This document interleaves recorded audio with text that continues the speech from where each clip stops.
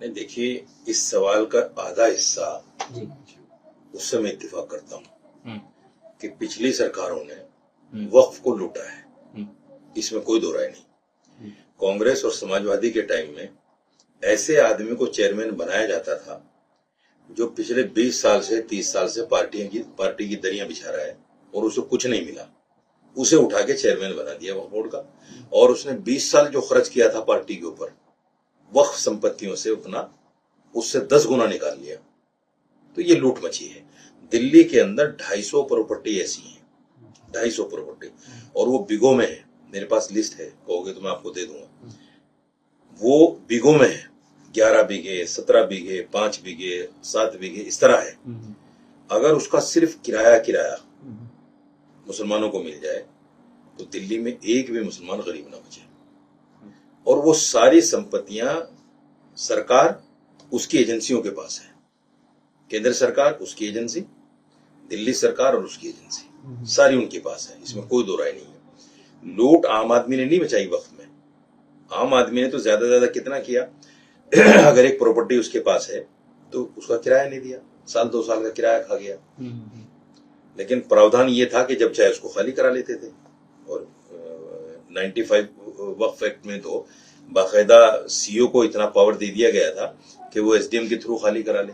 तो ये सब कुछ तो था। दूसरी बात, ये जो पारदर्शिता वाली बात है ये हजम नहीं होती। इसलिए हजम नहीं होती, राम मंदिर बना, एसआईटी बनी, वो सॉरी ट्रस्ट बना, कहां पारदर्शिता है?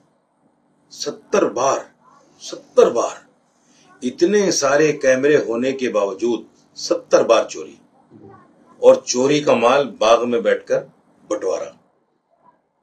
ये किसने नहीं देखा? ये सब ने देखा है।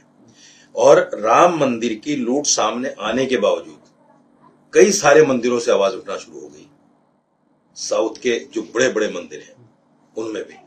अब ये क्या कर रहे हैं कि साहब दरगाह में भी होता है, मस्जिद में भी होता है। मस्जिद में तो भाई साहब इतना आता ही नहीं, बिल पेंडिंग है, बिजली के बिल नहीं दे पा रही है मस्जिद, ऐसे मामलात है।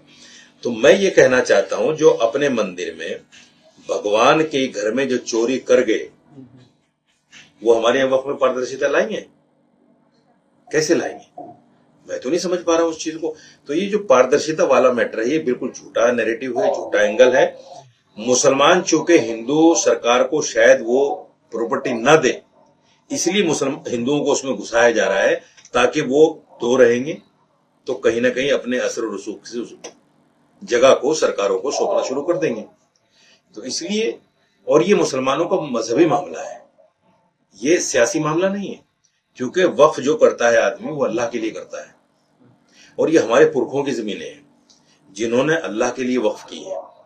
और इस वक्फ प्रॉपर्टी से या तो मुसलमान, गरीब बेवा, गरीब बच्चा जो पढ़ना चाहता है उसके लिए, या जो मस्जिदों में इमाम लोग हैं उनकी तनख्वाह, उनके रखरखाव का मसला है। इसके अलावा कुछ भी नहीं है। खालिस रिलीजियस मैटर है ये। इसमें सियासत हो रही है, पहली सरकारों ने भी सियासत की, अब भारतीय जनता पार्टी भी सियासत कर रही है। और 2 गैर मुस्लिमों को लाकर कहीं ना कहीं वो जो एक मुहावरा चल रहा है ना, मुसलमानों को टाइट करने वाला, वो चल रहा है, और कुछ भी नहीं।